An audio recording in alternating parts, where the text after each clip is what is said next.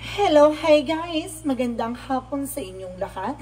This is Shin Rodriguez, my Mesagri channel, a faith healer, also mata reader. So ngayong hapon, natatagan natin nagsabihin sa'yo ng ating mga gabay. So this is monthly gabay for the month of April 2024 for the sign of Sagittarius. So Sagi, welcome to my channel. Ano kayang messages, advices, and spirit guides ang ating masasaga for today's video? Kanina naman kayang energy or kaganapan sa buhay ng mga Sagittarius ang ating nakakagilap. So guys, this reading is a general reading lamang, hindi lahat makaka-resonate. Kunin lamang po makaka-relate sa inyo and comment down below kung kaninong energy ang ating nasagap. And of course, don't forget to like and subscribe my channel and hit the notification bell for more videos update. Or kasi maraming salamat po sa mga walang sawang pag-support sa aking channel, lalo na yung hindi nag-i-skip ng ads. Naway pagpalay kayo, nandiyan at may kapal, siksik-liglig na gumapaw na biyaya manumbalik sa inyo. And of course, kung naka-resonate po kayo dito, kindly share these videos para nang sa ganun marami pa tayong matulungan madlang people. Maraming salamat po. So let's see what is the messages for you ng ating mga gabay. Angel Spirit, please give information for this sign of Sagittarius. So there's a page of pentacles. So there's an investment. So may mga bagay dito na kumbaga kailangan mo mag-invest on your own. And of course, kailangan mo palaguin ang iyong finances or source of income. No, kumbaga kailangan maging mautak at maging matalino ka na this time. So there's a Knight of Cups for a wish fulfillment. So may mga bagay na unti-unti mo nang matutupad. Dahil unti-unti mo na nga nakukuha. And of course, there is a Four of Cups for re-evaluate or analyze. So may mga bagay dito na kailangan mo pag-isipan at kailangan mo pagmunihan. Be observant, no? And be analyzed. And of course, there's a Knight of Pentacles for a blossoming abundance. Talagang lalago at lalakas ang iyong finances at may mga bagay na kailangan mong pag-isipan bago ka tumanggap ng mga offer, no? And of course, there's a Knight of Cups for your wish fulfillment. At the same time, there's an Empress card for a revert, no? Kumbaga, bubuhayin na dito katawan lupa mo this time, no? Kumbaga, there's a renewal, revert, and because there is a Queen of Cups for a healing, no? Magkakaroon ka na ng healing dito. So, let's see what is the Page of Pentacles.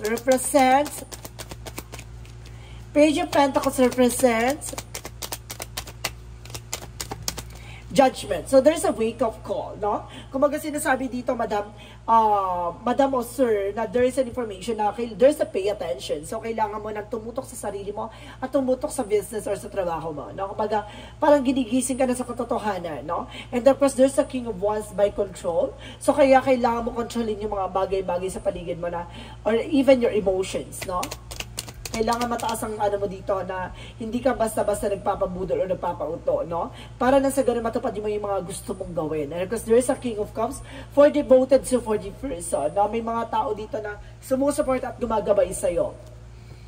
So let's see what is the Nine of Pentacles. Represent the Page of Cups. So there's a listen to your intuition and listen to your gut feeling. So sinasabi dito makinig ka sa iyong intuition at makinig ka sa sinasabi ng iyong damdamin, no? Para na sa ganun. Kumbaga, the more na inspired ka, the more na nagbublom ang iyong finances. And because there's an Empress card for our lovers. So there is an information na it's either a third party na mayroon ditong babae ang iyong asawa or either kumbaga ikaw ay may babae. So let's see what is the Queen of Cups. The Queen of Cups represents the Three of Wands. So there's a waiting for a soul to waiting for a ship. Now may mga bagay hinihintay ka, resulta man yan, dokumento, or something mensahe, no? There's a travel, rather. And because there's a Page of Pentacles and because the Judgment represent the Chariot card. So there's an action. So kumbaga may paggalaw na ng eksena dito, no? Unti-unti ka nang nakakaramdam ng ano, no? Kumbaga kaliwanagan at unti-unti na nababago ang iyong perspective, ang iyong mindset. So let's see what is the Knight of Cups and of course the King of Wands. So there's an information with the Astrine card. Have confidence, no? The more na confidence ka, the more na gusto mo yung ginagawa mo, the more siya nagsasuccess at kontrolado mo yung mga ginagawa mo. At the same time, there's the Knight of Cups. So there's an offer, no? This is a love offer, guys, no? There's engagement, proposal, apologies, no? Kumbaga sinasabi dito na, kumbaga kailangan mo muna pag-isipan. Hindi ka pwede magpala desisyon. The Knight of Cups and the Page of Cups The Nine of Pentacles and because the Page of Cups represent the Four of Pentacles. So protect your power, protect your energy. Protection na mo yung sarili mo, finances, love life, career mo. The Empress card and the Lovers represent what? The Black namin. So see, yung taong kumbaga kaharutan kalandian ng person mo or either your ex, no? Kumbaga yung kalandian niya or maaring babae niya, no? Or kumaaring kumbaga there's a black namin for a black magic, no? Kinukulam ka or kumbaga ginayumay person mo kaya pilang lumayo. No? So let's see what is either Queen of Cups or the Three of Wands. So there's an information with the Magician. So there's a manifestation. Na may mga bagay na unti-unti ka manifest. And of course, there's a results. No? Lahat siguro, ano ko sinasabi dito na meron ako na sense dito na nagpagawa ka ng hindi maganda. Nag-reflect lang din sa'yo lahat ng ginawa mo. Ha? Kaya mag-ingat kayo sa mga pinagagawa nyo po sa mga manghuhula dyan or mga manggagamot, no? Mamaya po, bumalik po sa inyo ang karma. So, maging aware po, ha? So, let's see what is additional messages for the outcome. For the outcome, and of course, the Six of Swords. Ano kasi sinasabi dito daw sa parang additional daw, ha? Akala nyo daw po, ang babalikan po yung gumagawa, hindi po. Yung nagpagawa po, no? Depende po yan kung ano po yung ginawa ng gumagawa na magre-reflect sa iyo. So, ibig sabihin dito, kumbaga, mamaya yung gumagawa ay, kumbaga, inilagay ka doon na para ikaw ang makaramdam at ikaw ang mabalikan. No, kaya mag-ingat po. And because there is a Six of Swords fight transition, kumbaga, nakakaalis ka na sa situation. And because there's an information with the Temperance for a perfect timing. No? Kumbaga, there's an healing. No? Kumbaga, matatapos at maaaring, kumbaga, magkaroon ka na ng kagalingan. Additional messages for a Two of Wands, choices. No? Kumbaga, choice mo yan. Nasa sa'yo kung gusto mo makalis sa sitwasyon mo o hindi. So, let's see what is additional messages for career. So, there's a Seven of Cups. No? Magulo ang career mo.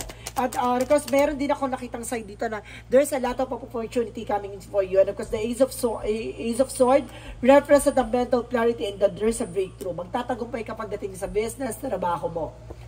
No? So, pagdating naman sa love life, so there's a Seven of Pentacles, consequences. No? There's a harvest time, paying off. Lahat ng mga ginagawa mo ay ma-harvest mo. Ibig sabihin, kung may ginawa mo mabuti sa love life mo, maganda rin ang magiging outcome. Kung hindi maganda ang ginawa mo sa love life mo, hindi rin magiging maganda ang outcome. And at the same time, there's a Five of Swords. Nagkaroon kasi ng self-sabotage. Ito yung sinasabi ko na aware kayo sa mga gagawin mong action kasi babalik sa'yo lahat ng mga ginawa mo. So, let's see what is additional messages for the health. So, there's a higher fight for a lesson learned. Matuto ka na kasi marami ka na rin nararamdaman dito. And because there's a Six of Cups, see, that because of your ex, no? Kung mamaya pinagawan mo yung ex mo, hindi mo pala alam na bumalik sa'yo yung pinagawa mo, no? Kaya wag ka magtaka may nararamdaman kang hindi maganda. So, ibig sabihin dito, kailangan mong humingi ng tawad at linisin ang sarili mo dahil sa pinagawa mong negatibo, no? So, let's see what is the magical fairy messages. For magical fairy messages represents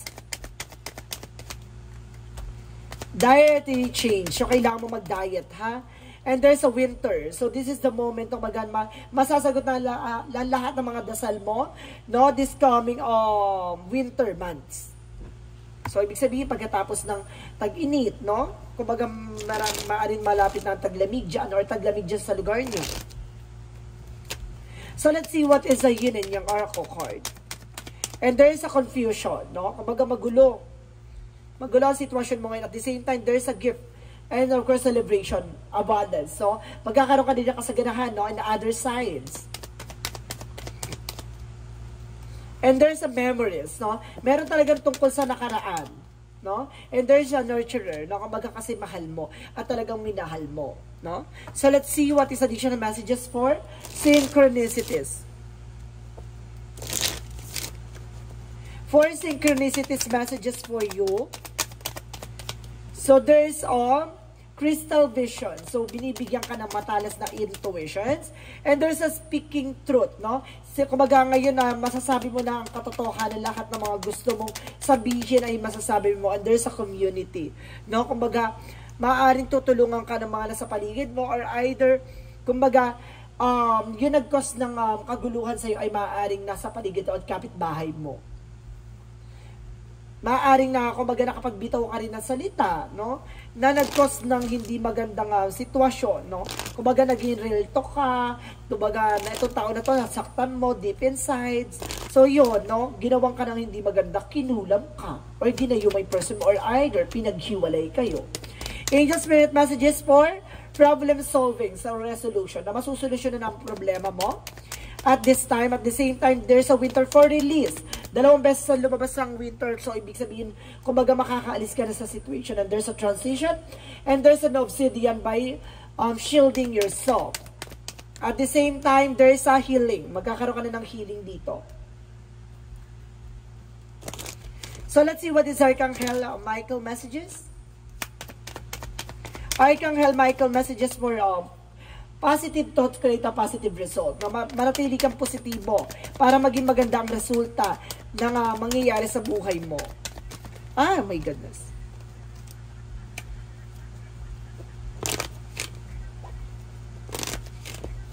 One more card for Archangel Michael. Okay, thank you. And there is an information with the admit the truth to yourself and accordingly, no? Kailangan mo tanggapin sa sarili mo, no? Kung ano yung mga ginawa mo, ibabalik sa iyo. And of course, there's an information na iwasan mo na magpanggap, no? Iwasan mo magpanggap sa sarili mo. And of course, it's time to leave the unhealthy situation. Kailangan mo nang kumawala sa hindi magandang sitwasyon. Hanggat maaga pa lang, no? Tigilan mo na, or hanggat maaga pa lang, umalis ka na. Or kumawala ka na, or bubaklas ka na sa sitwasyon. So, let's see what is the chakra messages. So, there's an acceptance. So, may mga bagay na kailangan mong tanggapin. At kailangan mong matanggap. And there's a destiny to happen. No? Talagang nasa destiny to. And there's a joy. Magiging masaya ka at the end of the time. Diba? So, let's see what is the energy messages. So, there's a thinking woman. So, it's either ikaw ay overthink or yung person mo yung overthink. And there's a woman holding a heart. So, ikaw may hawak na puso niya o ikaw yung puso mo yung hawak niya. At the same time, there's a cornucopia. So, ibig sabihin dito, kailangan mo ng fruit and vegetables. For last, one more card for the energy is door to the personal healing and happiness. So, magkakaroon ka ng kagalingan at of course, kaligayahan dito. At bukas ang pintuan para sa magandang opportunity for you. So, let's see. What is Archangel Raphael messages?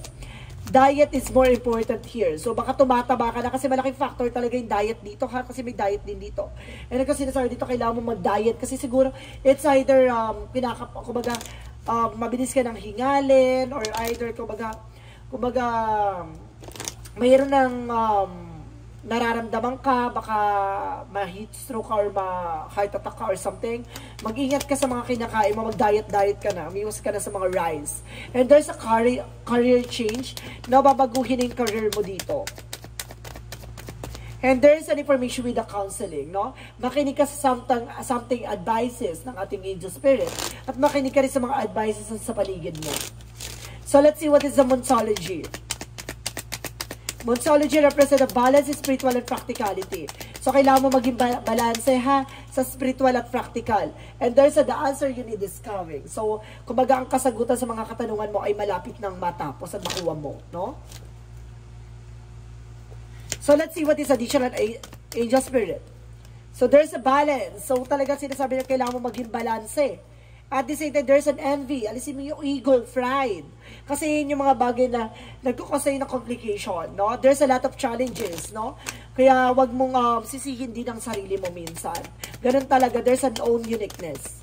And there's a trust the timing. So may mga bagay talaga na kung hindi pa para sa'yo, hindi pa para sa'yo. Kaya wag mong ipilit.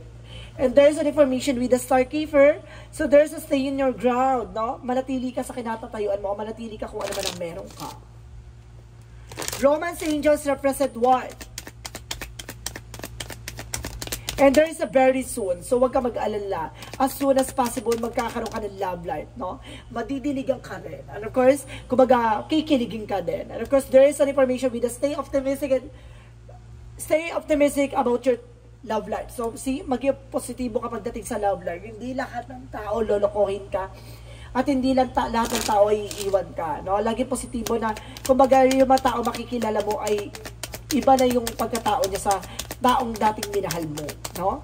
And there's something better. So see, may something better doon. Kaya siguro nangyari yun kasi may taong nakalaan para sa'yo. At the same time, meditation and bring the answers. So ibig sabihin, kailangan mo magdasal, mag-devotion, magmuni-muni, magpondo. Nang sa ganun, makawala ka sa mga negatibo. And a year from now, so ngayong taon na to, babaguhin na ang iyong pananaw at ang iyong nakaraan. No? So let's see what is that. Jesus loving quotes. You Heavenly Father know that you have did all of this. Alam daw ng ating Panginoon na lahat ng mga hinihingi mo at hinihiling mo ay kailangan mo. No? So let's see what is the angel's number. For the angel's number represent what? So there's a 23, 23, 4. Endless cycle. So ito na nga, no, walang katapusan pag-ikot ng mundo or pag-ikot ng kapalaran. There's something true, your resistance to accept over and over again until you tired and restrained beyond depressions. It takes a decision to live life for yourself. Life is all about passions. Then you make a change and world around your follow. So see, kumbaga, kung hindi mo babaguhin ang pananaw mo at hindi mo babaguhin yung sarili mo at hindi ka marunong tumanggap ng mga bagay, pagkakamali man or karanasan mo, ay hindi mababago ang takbo ng buhay mo. So ibig sabihin dito, marunong ka tumanggap na lahat na nangyayari sa iyo ay may ibig sabihin at dahilan. At may mga bagay tayo na kanya-kanyang pagdadaanan na kailangan mong matutunan at kailangan mong malaman. No? There's a movement, journey, repetitive circumstances and patterns, no? Ganon talaga ang buhay. Iba ang daan mo at iba ang daan niya. Kaya dapat galingan mo. So this is let's see for a messages of life. Messages of life represent my creative power. So, sinasabi dito guys, recognize the creative power of my thoughts. I know that I can use them to build and to destroy. Today, I choose to use my thoughts to create my universe filled with a joy and harmony. I will maintain a positive attitude. I have the power to create love and peace. So see, ngayon mo nalalaman na lahat ng mga gagawin mong action ay maaaring isa kabubuti mo o isa sisira mo. Or kumbaga lahat ng mga bagay na yun na gagawin mo ay makaka-apekto sa iyo. Kaya kailangan mo pag-ingatan at pag-iisipan lahat ng actions or movement na gagawin mo sa buhay mo. Kung gusto mo mabago ang buhay mo, may baguhin kang dapat sa sistema na nangyayari sa buhay mo. So guys, this is a monthly gabay for the month of April 2024 for the sign of Sagittarius. So maraming salamat po Sagittarius for wonderful reading. So this reading is a general reading lamang, hindi lahat makaka-resonate. Kunin lamang po makaka-relate sa inyo and comment down below kung kaninong energy ang ating nasagap. Maraming salamat guys and see you in the next video. Bye-bye and babush!